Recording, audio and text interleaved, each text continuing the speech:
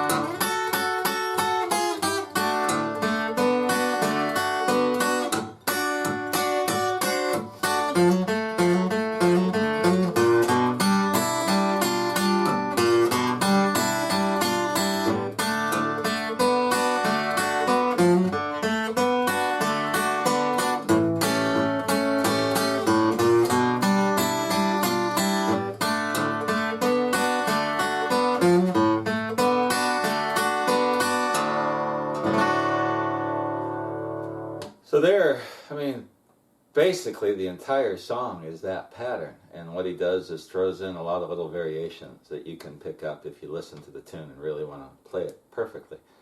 I play it a lot of different ways, and I'll show you what I've learned and how I play it, and I'll show you when I can what I picked up off the original recording. So he starts out with this lick in D, and you're going to have to use your pinky. Some people shy away from the pinky. This is a great song for developing your pinky.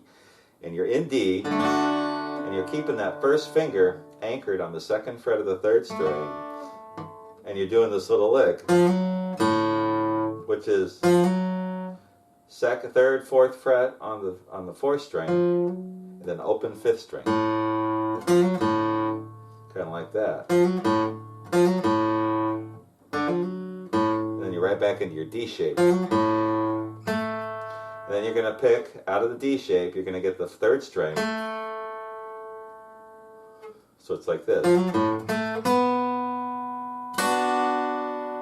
So it's pinky on the 4th fret of the 3rd string. And then you're going to strum up, which is a D. So the whole first lick. So we're doing this.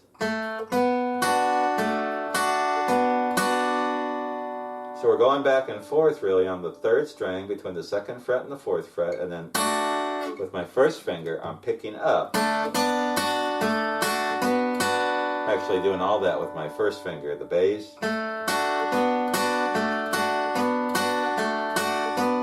Might just practice that and get comfortable with it, but the whole lick.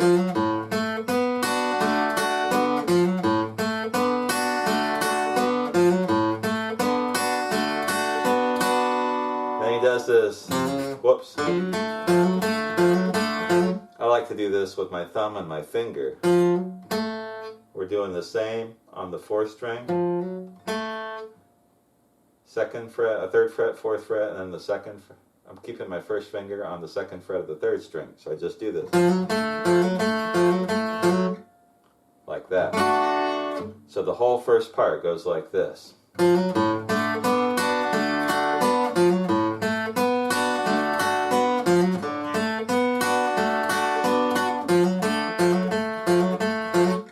And then we're going to walk into the 4, going from the 1st to the 2nd fret on the 5th string, and then putting the pinky down into that chord shape. So it goes like this.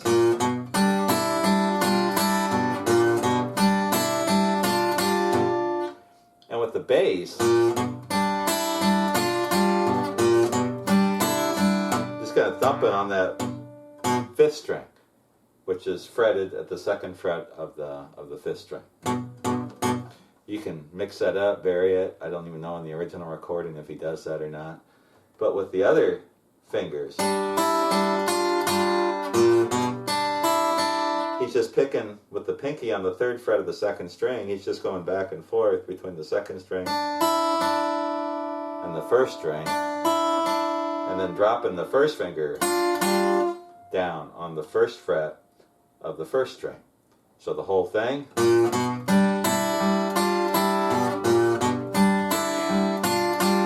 You can do all kinds of variations on that.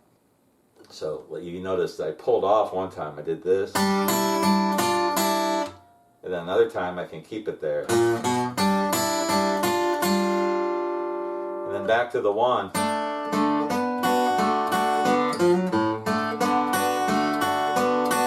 Then we go to the A7th. I lead in with an open 5th string bass note.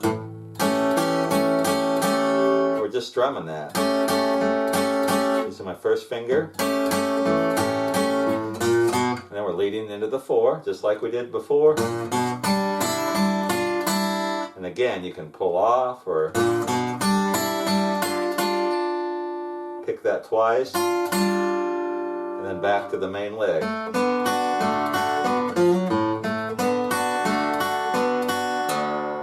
And I'm throwing in that open 6th string, which is now a D, whenever I feel like throwing it in. There's no set rule. You can listen to the recording and dissect it and figure out exactly when he does it. I'm not going to do that for you, but you can. It's pretty easy if you listen to it. But when I play it just the way I feel it. I play this tune and my brother sings it and plays harmonica on it. We do a version where I play the guitar from the 1928 version, and he does the harmonica vocal like the Walter Horton version from the 60s. So I can't remember the name of the guy that he recorded this with. It was a white guy, and they do a real cool version of it. It'll come back to me later. Okay, let's move on in the song. When he sings the verse, he does this. And all I'm doing is these double stops in D. So this is a D 2nd position bar chord if you're playing electric guitar. And on top of that, we've got this double stop. First finger on the 5th fret of the 1st string, ring finger on the 7th fret of the 2nd string. We're just sliding it down, 1, 2. So, and then back to our D shape and that pattern. So the whole thing goes like this. I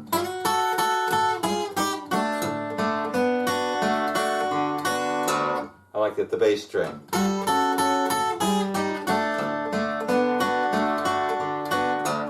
And then we do this.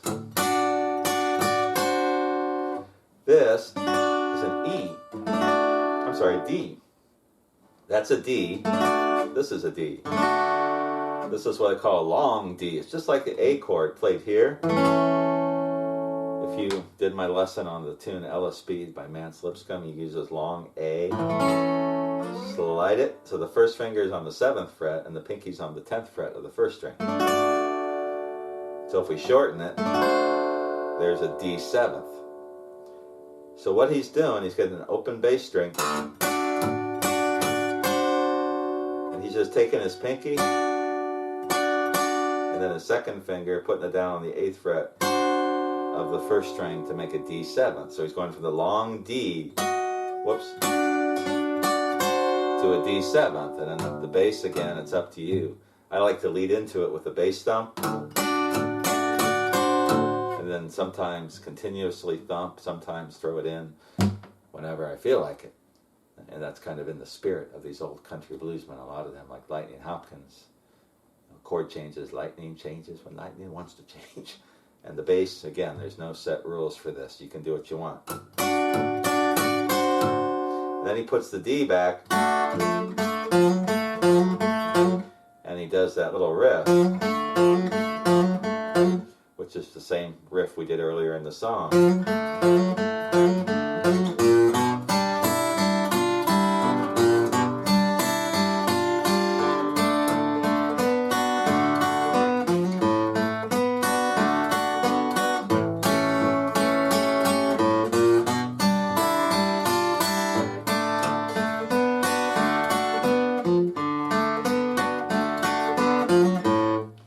Bass. That bass is like that. A rain going in this room. Sorry about that. And there is your basic pattern for Canned Heat. Now when he gets to the end of the song, he does this really cool turnaround thing. You can listen to the tune and hear how the tune ends, but he goes into this thing where he goes into the end of the song like this.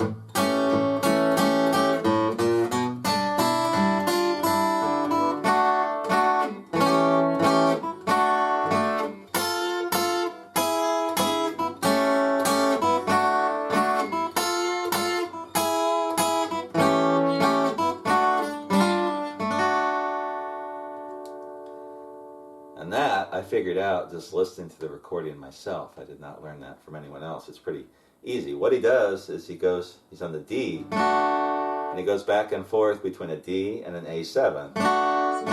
Back to the D. Then he goes to this D double stop. First finger on the 5th fret of the first string, second finger on the 6th fret of the second string, with a slight bend. And he just moves it down 1 fret, everything down a fret. A7, D, does it again. Then he does this. If you heard the Tommy Johnson tune Big Road Blues, that he uses this riff in the D where he's going.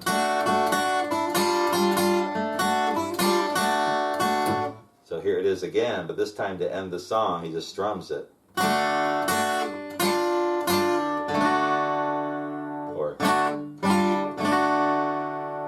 So let's do that whole end tag one more time.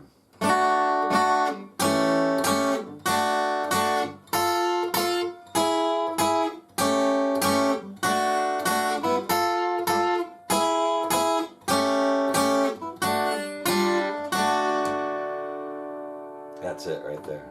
That's fun to play. Real simple, but that's really cool. And when I play that song live, I usually get a round of applause for that ending. It's really easy, but it's cool. And a lot of the blues stuff, it doesn't have to be hard to sound good. That's true with music in general. So there is my version of Tommy Johnson's Canned Heat. Now there's a lot of little subtleties and variations in the tune, but if you're just getting started playing this kind of blues guitar, this is a very accessible tune. The hardest part is getting that riff and